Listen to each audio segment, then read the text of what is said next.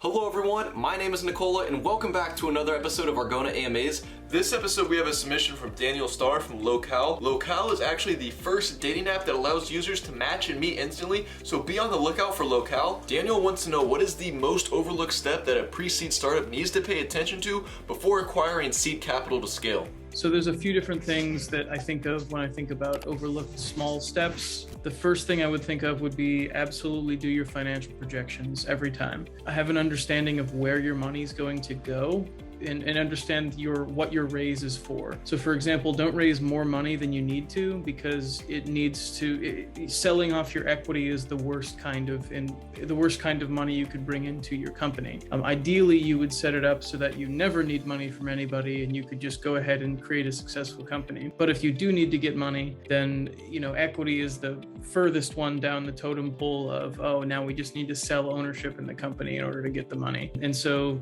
making sure that you understand the use of funds and you're minimizing your raise as you're going into it. It asks in the question to not talk about things like product market fit.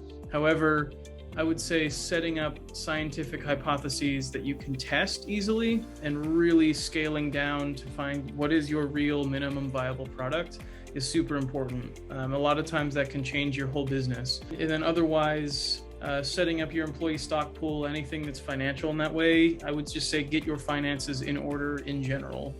Most people are coming at a pitch with just a pitch deck, but I feel personally that your pro forma is probably the most important aspect that you have going into any of your conversations, and is also somewhat, I'd say, overlooked by a lot of different investors as well, because inherently investing comes down to sure it's a numbers game, sure it's whatever, but ultimately this is an incredibly risky area in early stage startups to be investing in. And sometimes it really does just come down to the emotions of both the investor and the investee.